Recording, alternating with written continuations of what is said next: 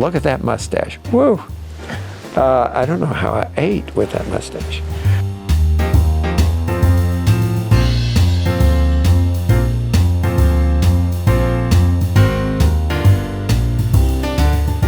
This one is in my old office, the office I had when I was very first here. There were two of us crammed into this little office. And actually, these drawings are drawings of one of the buildings I was doing.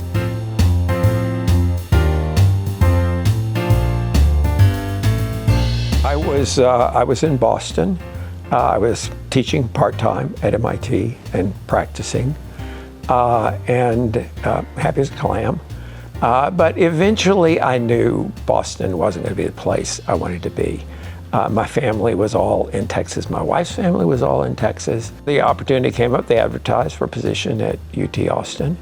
And I knew the school here well. I knew a lot of people here, and applied for the job. I will say that all my buddies in Boston at the time, people who were my mentors, they said, "You're throwing away your career. This is a big mistake." Years later, they confessed, "Wow, we were really wrong."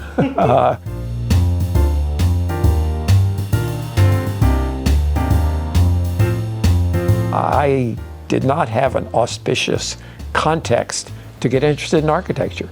My parents knew no architects. There were no architects in our town. But I loved buildings.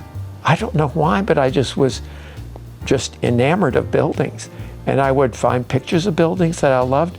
And my parents would, sometimes on the station wagon vacation, would make a little detour and go see that building that Larry thought was so cool.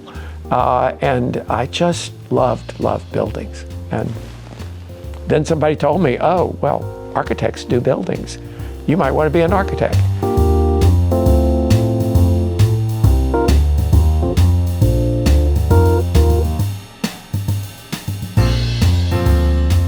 It's not really an appreciation course. It's more about, this is a tool for you to make your life better, for you to make your job better, for you to make your family better. Architecture is something you can use to accomplish things you want to accomplish. And people don't realize that. And so they sit around and don't do it, and they're miserable, or they're depressed, and it has a lot to do with the fact they're in very inadequate physical environments. So a really long time ago, I decided, I just want to help people understand how cool this is, and how important it is, and how fundamental it is to having a good life. I don't go anywhere that there aren't people who took that class. At the grocery store, eating at a restaurant, walking down the street in Washington, D.C. A couple of months ago. And somebody said, "Oh my God, I took your class 20 years ago." And they've got something to say about it. It's really cool. It's just great fun.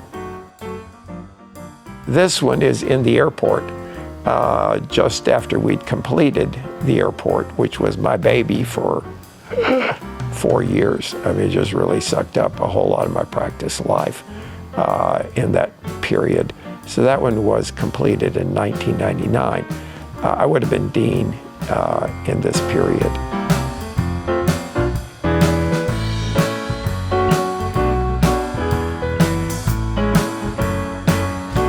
So several things we started when I was dean. I've been really pleased that, the travel programs, for one thing. We really didn't have travel programs much, and we got the funding, we got the mechanism, we got people who were interested in investing in that. So that was really important, and now it's just, again, a fundamental part of the school. I'm thrilled at what's going on with that right this minute. Another thing is the materials lab, which we started when I was dean. And I think architecture is about materials, and I like the idea. And all the people who run that lab have just been great. We broke into the West Mall building when I was dean.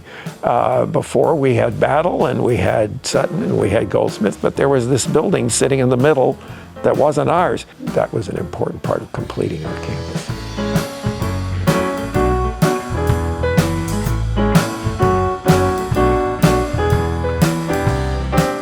was just a dream, being able to do a UT building. That was incredible. And it was a tremendous client.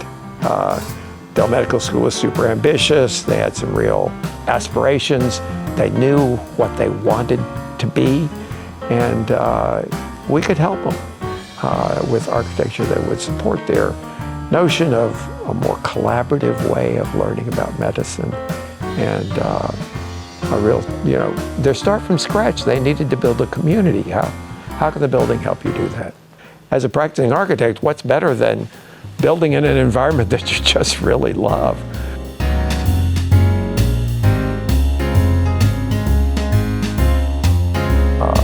The world will change enormously, and there will be completely different technologies, there will be completely different opportunities. That will all be interesting and exciting. But for me, what I love about architecture is we will all get up in the morning out of our bed, and we will brush our teeth, and we will have our breakfast, and we will watch the sun come up and start a new day. And 90% of our experience of the physical environment is not going to change. It's going to be what it always has been. And we've got to remember that our job is to make wonderful places for people to live and to work and to play, and we've got to keep our eye on the ball.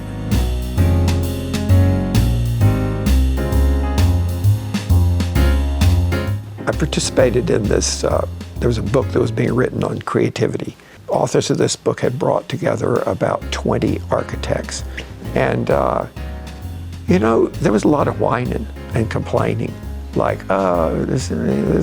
these clients, blah, blah, blah, those contractors, blah, yeah. There's a lot of that going on for hours when they were doing that interview. And then in the end, they went around the room and said, okay, if you had it to do all over again, would you be an architect? And 100% said, of course. I couldn't imagine being anything but an architect. So if you're graduating right now, just know there's going to be those times when you got a lot to whine about, and that's fine. But I can't imagine a career more interesting and variable and satisfying than architecture has been for me. It's an amazing, amazing field.